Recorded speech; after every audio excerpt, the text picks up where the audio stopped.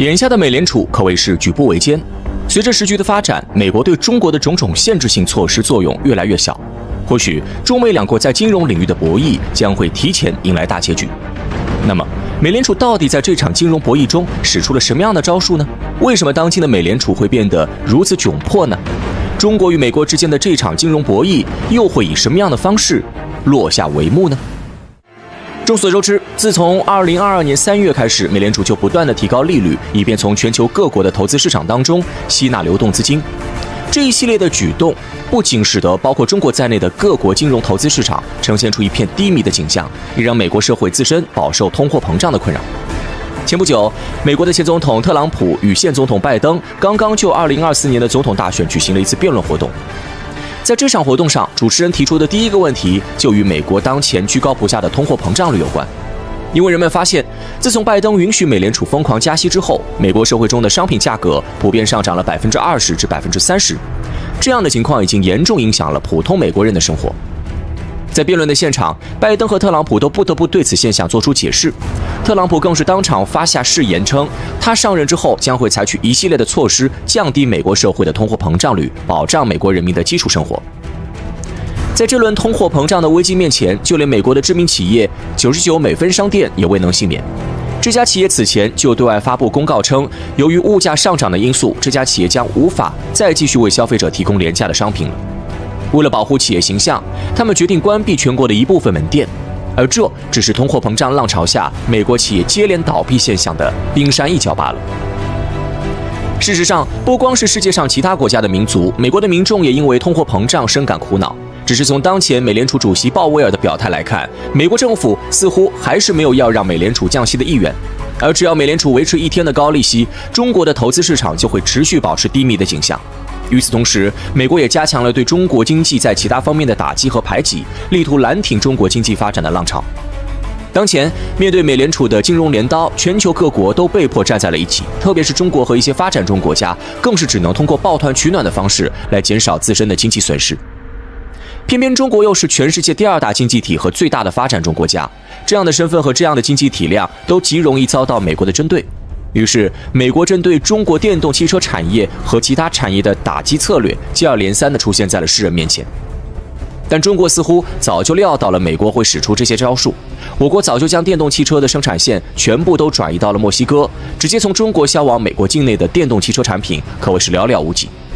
如此一来，美国对中国电动汽车产品和其他产品的制裁性措施看似凶猛，但却无法从根本上伤及有关中国企业的利益。事实上，美国拜登政府的官员也对此心知肚明，因为中国的电动汽车产品代表的是当今世界的先进生产力和先进科技成果，美国没有理由阻止这些产品进入本国市场，否则美国就将重蹈中国以及某些国家闭关锁国的悲剧。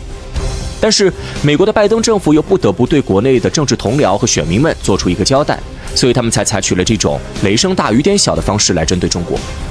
不可否认的是，反华意识如今已经成为了整个美国政坛内部少有的共识。无论未来当选的是特朗普还是拜登，中美之间在金融和经济领域的博弈力度都不会下降。根据多家媒体的报道显示，近期出台了一份针对中国半导体产业和人工智能产业的制裁草案。这份草案目前正处在拟定和商议的阶段当中，未来这份草案是否能够顺利落地，恐怕仍然是个未知数。面对着美国的打压和围堵，我国不仅加强了同俄罗斯与伊朗的合作，同时我国还加强了与匈牙利、波兰等传统欧洲国家的合作。这一举动着实令一些西方政客感到大跌眼镜。因为匈牙利和波兰自从苏联解体之后，一直都采取着亲西方的政治路线，其国内也长期存在着亲美的政治团体。美国和一些西欧国家在当地的政治影响力不是一般的大。但这一次，中国居然能够接连与匈牙利和波兰达成经济合作协议，这本身就说明中国正在采取积极的办法，摆脱美国一系列围堵策略对中国经济造成的影响。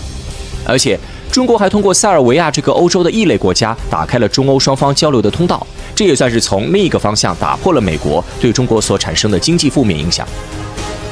尽管目前欧洲各国正在极力推动针对中国电动汽车产业的不公平贸易措施，但双方依然在就这个问题进行紧张的谈判。可见，欧盟各国在推行对华制裁措施的时候，并不是完全没有顾虑的。美国当前的所作所为，只不过是在拉拢其背后的盟友国家，与其一同反制和反对中国。这样的举动注定不会对中国起到多大的影响，反而会极大的透支美国自身的国际影响力和国际信誉。当前，中国虽然的确受到了一些负面影响，但总体的经济局面还是较为可控的。反观美国，却是在一条错误的道路上不断狂奔。如果拜登政府再不悬崖勒马的话，美国的经济几乎随时都有可能坠入深渊。事实上，只要是熟悉美国财政体制的人都会明白，当前拜登政府所面临的这个局面几乎是一个无解的死局。因为美国的财政政策如今无比畸形，却又没人敢打破，这背后必然牵扯了令人难以想象的利益纠纷。当前的美国财政已经到了入不敷出的地步，但美国政府为了讨好其国内的军工复合体，还是要通过不断发行债务的方式对外挑动矛盾，发起战争。这不仅会让成百上千的美国大兵客死他乡，更会严重消耗美国的综合国力。如今的美国已经走上了苏联穷兵黩武的老路，他们似乎总是执着于付出巨大的代价来争取微小的利益。而由于美国无限期的财政扩张政策，美国自身面临的债务压力也是巨大的，这导致全世界范围内的金融观察员都对美国的金融市场不太有信心。人们普遍认为，美国当前的债务压力过大，美国政府被庞大的债务迅速压垮，恐怕也只是时间问题。如果美国政府无法采取有效的措施削减财政赤字的话，那么美国的财政体系迟早有一天会发展到积重难返的地步。而相比之下，中国却在积极地开拓海外市场，并与其他国家建立密切的经贸合作关系。在这种情况之下，美联储的加息政策相当于帮了中国一把。因为美联储持续加息，人民币对美元的汇率开始出现小幅下跌的迹象，这其实在客观上帮助了中国的出口行业。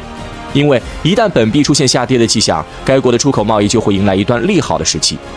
美国人恐怕做梦也不会想到，他们原本针对中国的制裁性措施，却阴差阳错地帮了中国一个大忙。当下的中国正好可以通过与他国建立出口贸易体系来恢复自身的经济活力。更重要的是，中吉乌铁路也在中国的不断斡旋之下，终于开始建设了。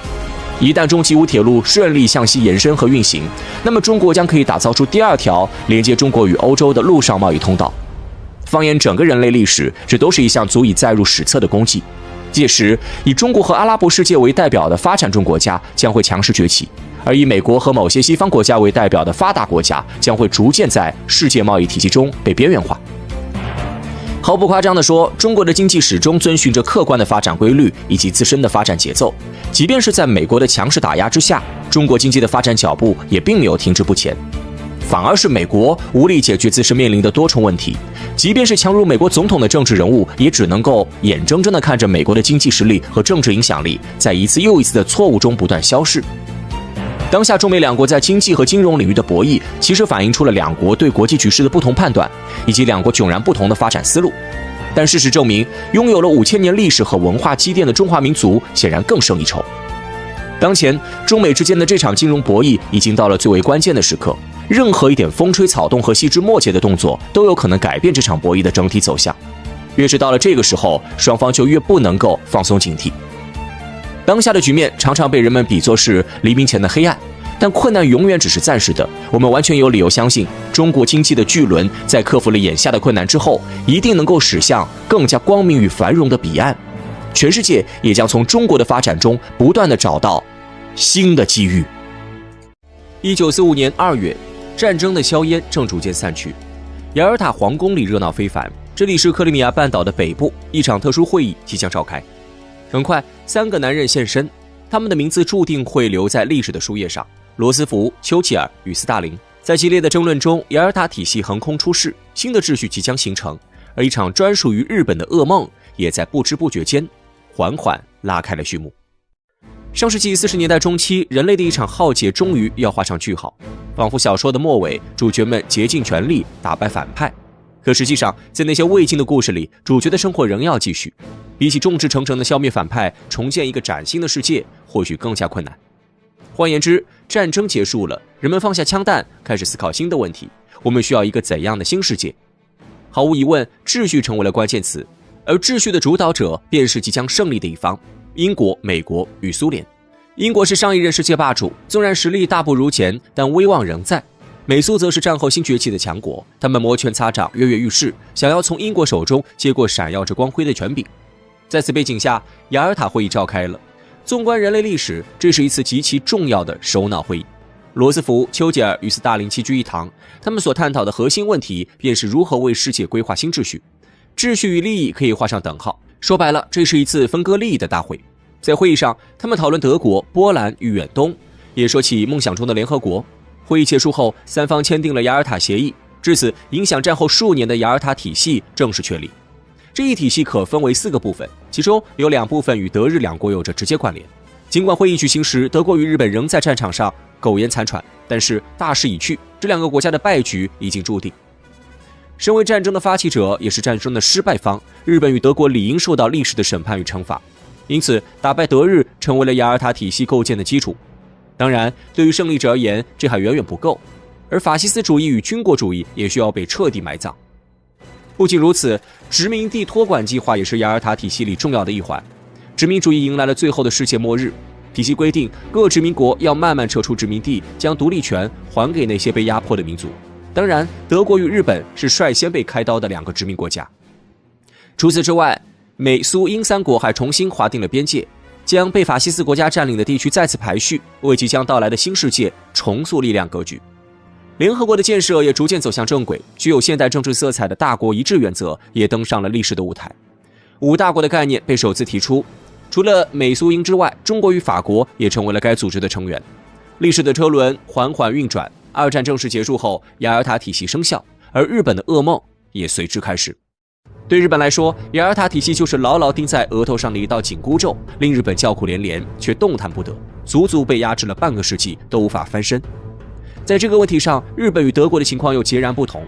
尽管同为战败国，但日本的处境明显更加糟糕。原因非常简单，一来日本硬生生挨到了最后才无奈投降，甚至引发了一场原子弹危机。相比之下，德国在希特勒死后，法西斯系统便濒临瓦解，因此日本成为了2战历史上最后的罪人。二来，归根结底，德国是欧洲国家，但日本属于东亚。战争结束后，美国成为世界霸主，而美国与欧洲有着天然的血缘连接，关系不言而喻。德国又是西欧无法分割的一部分，再加上冷战加剧了世界的紧张局势。为了对抗苏联，美国必须和欧洲结盟，更要拉拢西德，对抗隶属于苏联的东德。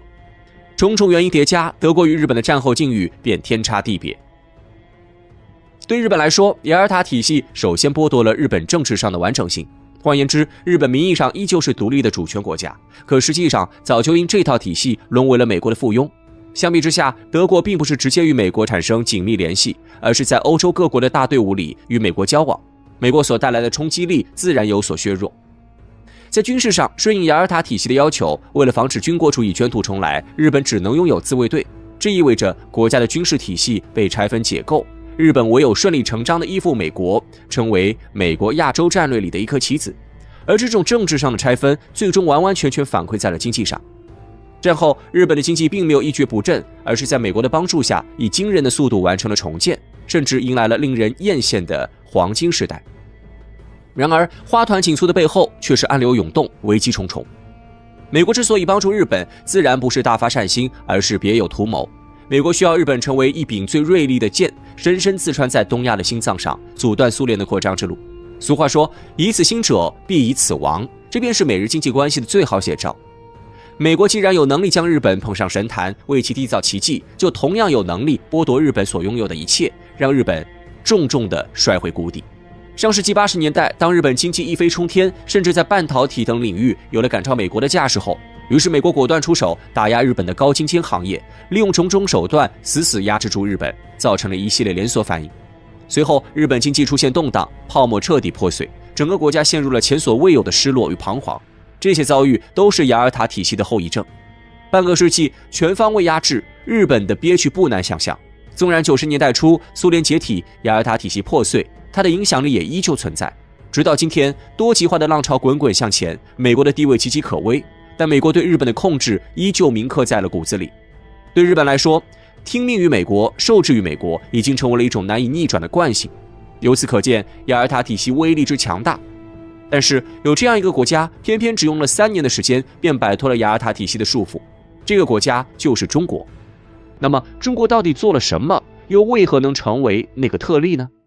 需要明确的是，尽管中国也是2战的胜利国，但对中国而言，雅尔塔体系并不全是好处。这一体系就如同硬币的两面，投掷在历史的缝隙之中。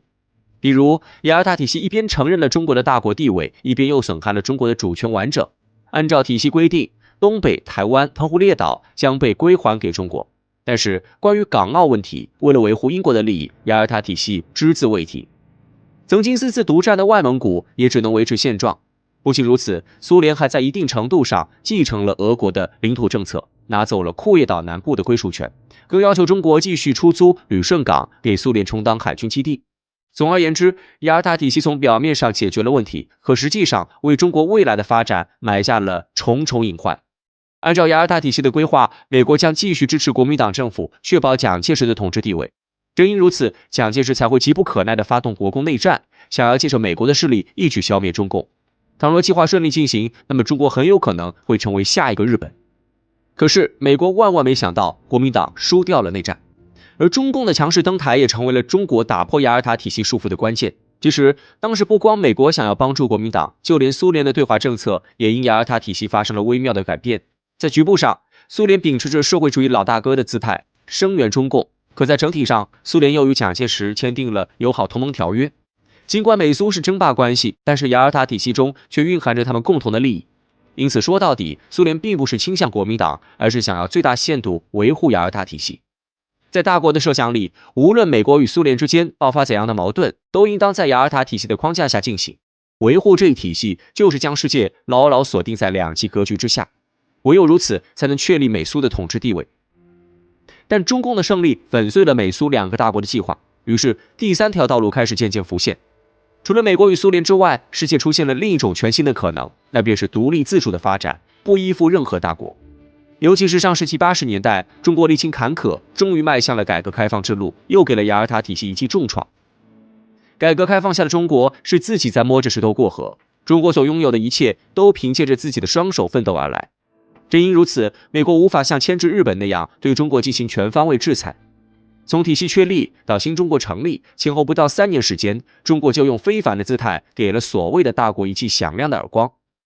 雅尔塔体系对战后世界的影响着实不可估量，有的国家竭力维护，有的国家选择顺从，还有的国家执意打破。冥冥之中，国家的命运交织纵横，谱写出现代政治的